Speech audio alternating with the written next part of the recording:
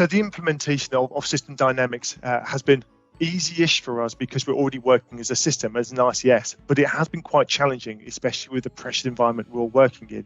What tends to happen is people tend to focus on the operational pressures first and foremost, and that means the strategic ideas work slightly differently. We also set it up as a group of peers, and that hasn't always worked. So with that in mind, what I would say is trying to get a dedicated lead who can manage this on a daily basis would be really advantageous. Otherwise, it's a group of peers who don't make that decision and aren't able to kind of move forward some of the time. Trying to identify someone to own it is great. I think being clear on sponsorship as well is really important. Who is your SRO and how are they going to champion this across the ICS? Because as I talked about that pressure on the system and people reverting back, it's really important that you've got a really senior spokesperson to look at this and help you drive it forward and to help you with organisational pressures as and when you need it. I think it's also important to create a demand as well.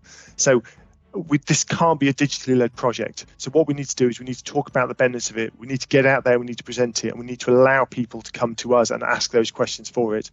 And I think having a team who are responsive, who are engaged with customers and allowing them to see the benefits is really important. It's just about bringing that evidence-based approach into it.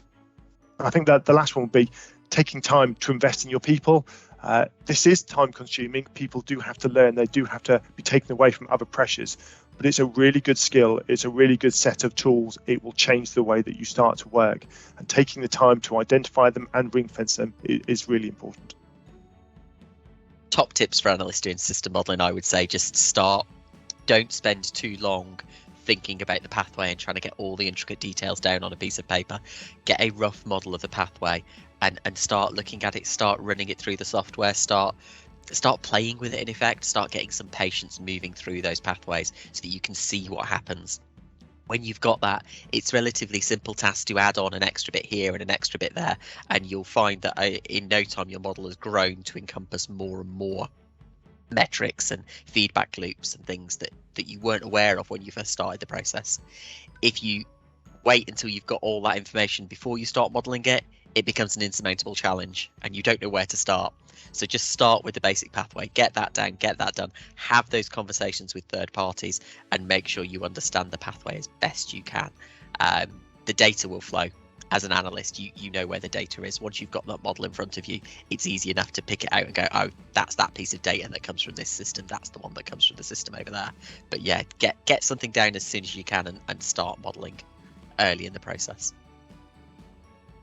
So my top tips would be to choose a specialty that goes across not only your organisation, but the organisation and the community that you serve, because you need to involve your community colleagues, the private sector, the independent sector, the charitable sector, all of those, as well as your other acute organisations. So I would pick that specialty and communicate. You have to tell people about it. You have to get them involved. The team that supported us were incredibly helpful. They made themselves available to meet people, to show them how the modelling could work in certain scenarios, so that you get that very, very early engagement, and to make the time and give your team the time to attend these events, booking them far enough ahead so that they don't impose on lists or clinics that are already booked. It's really important to get BI and project people in to help support you from the start. I really like the fact that we had the 6 different BIs in place, so that it wasn't one person, but they were also then being able to work together.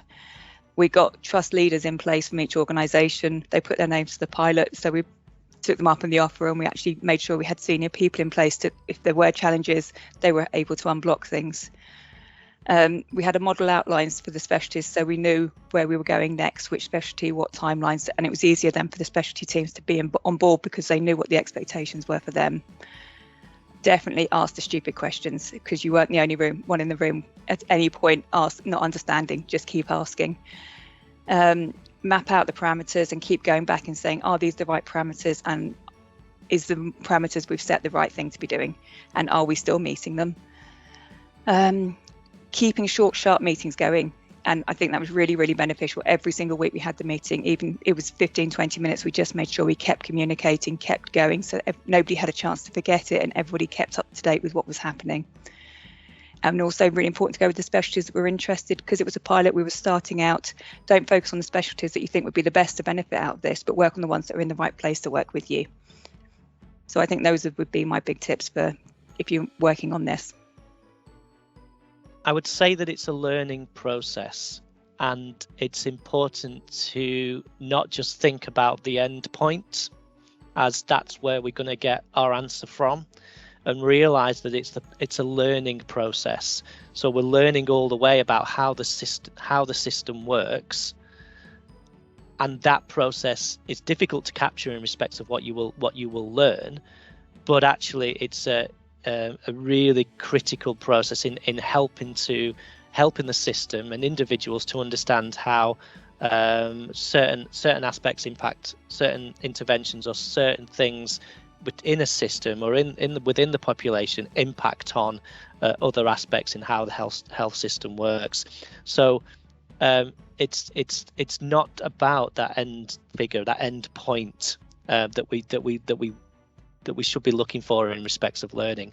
It should be understanding that we're all gonna learn from this all the way through, and the process will help us mature as a system.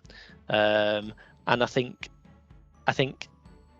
that is probably one of the key things that I would want to share with other health systems that are looking to develop a system modelling work.